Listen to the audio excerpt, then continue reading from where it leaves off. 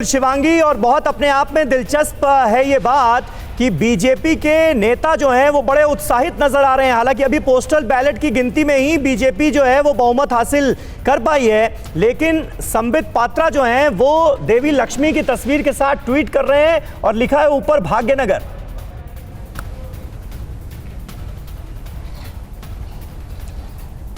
देखिए, यही दिलचस्प बात है कि अभी शुरुआती रुझान आए हैं और बीजेपी के नेता जो है वो अभी से इसको सेलिब्रेट करना भी इन्होंने शुरू कर दिया है। हालांकि थोड़ा सा इंतजार उन्हें करना चाहिए, थोड़ा संयम रखना चाहिए, क्योंकि नतीजे जो हैं वो बदल भी सकते हैं। और जो सवाल आप नूर से पूछ रहे थे समीर की सीटों को लेकर कि कितनी सीटों पर ये पार्टियां जो है लड़ती हैं, तो ऐसे में ये भी बात देखने वाली होगी और इस बात से कोई दो राय नहीं कि AIMIM जो है वो उन्हीं सीटों पर लड़ती है जहां पर उन्हें जीत पक्की नजर आती है। क्योंकि अगर हम बीजेपी को देखें तो उन्होंने सारी सीटों पर अपने कैंडिडेट्स उतारे हैं और आपको बहुत दमखम चाहिए होता है जब आपको पता होता है कि आप सभी सीटों पर नहीं जीत पाएंगे, लेकिन आपने सभी सीटों पर अपने उम्मीदवारों को उतारा है। TRS के खिलाफ, MIM के खिलाफ, और AIMIM जो है वो अपने आप में सिमट कर रह गई है। उनका जो वोट बैंक है, उन्हें पता है कि कौन से इलाके में उन्हें वोट मिलना है, उससे वो बाहर ही नहीं आ रहे। तो यानी हम ये भी कह सकते हैं कि ओवैसी की पार्टी जो है वो कहीं ना कहीं एक्सपेरिमेंट के लिए तैयार नहीं है। जो उनके निर्धारित वोटर हैं सिर्फ वही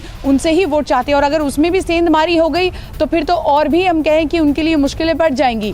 क्योंकि अगर बाहर के वोट, अगर आप पूरी 150 सीटों पर लड़ते हैं और आपके वोटर के अलावा अगर और कोई विकल्प के तौर पर आपको देखकर वोट देता है तो ये आपके लिए फायदे का सौदा है। अगर वो नहीं भी देता तो भी आपका कोई नुकसान नहीं होता, आपके वोटर आपको वोट देंगे। लेकिन एक बड़ा मैसेज जनता के बीच जाता है, और ये कि आप जो बड़ी पार्टी बनकर उभर रहे हैं, लगातार आप बीजेपी से वाद विवाद कर रहे हैं। जब बात करने की बात आती है या उनको दमखम दिखाने की बात आती है तो आप अपने शब्दों से ज़रूर बात करते हैं, लेकिन जब अपने जितने भी लोग हैं, कैंडिडेट्स हैं, उनको उतारने की बात आती है तो आप अपनी एक तय सीमा, आपका जो इलाका है उससे बाहर आप निकल ही नहीं पा रहे हैं। ये भी संदेश कहीं ना कहीं जनता के बीच गया है।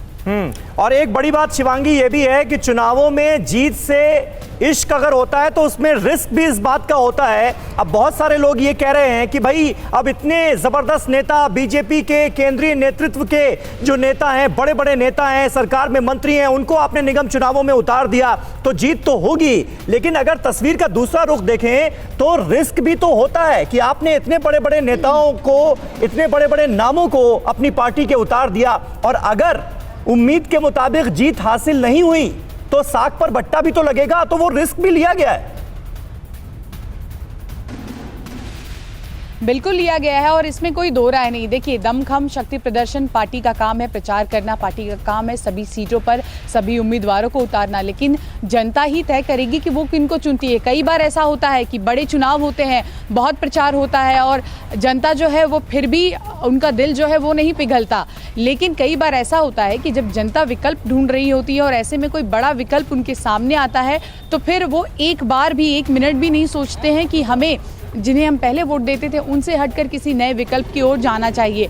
रही बात सभी सीटों पर इलेक्शन लड़ने की, तो ज़रूर ये एक मैसेज जनता के बीच जा रहा है कि अगर बीजेपी, जिनका यहाँ पर अभी उतना वर्चस्व नहीं है, वो अगर पूरी सीटों पर लड़ सकते हैं तो MIM क्यों नहीं। बड़े बड़े दावे करते हैं हैदराबाद को लेकर, और हैदराबाद उनका है, उनका नाम नहीं बदला जाएगा, ये सारी बातें ओवैसी साहब कहते हैं। तो सभी सीटों पर अगर वो इलेक्शन लड़ते, उनकी पार्टी जो है सभी सीटों पर अपने उम्मीदवार खड़ी करती, तो कहीं ना कहीं एक बड़ा मैसेज जाता कि बीजेपी के खिलाफ, जब बीजेपी ने TRS के साथ अन्य पार्टियों के खिलाफ सभी सीटों पर अपने उम्मीदवार उतारे हैं, तो वैसे भी उस रेस में शामिल है। ऐसा नहीं है कि सिर्फ जहां पर बात करने की बात आती है या जहां पर आपको प्रतिक्रिया देनी है, विवादित बयान देना है, सिर्फ आप वहां पर compete कर रहे हैं। आप मैदान में भी compete कर रहे हैं, आप चुनावी मैदान में जितनी सीटें हैं वहां भी compete कर रहे हैं। फिक्र आपकी, सोमवार से शुक्रवार रात 9 बजे सिर्फ TV9 भारतवर्ष पर।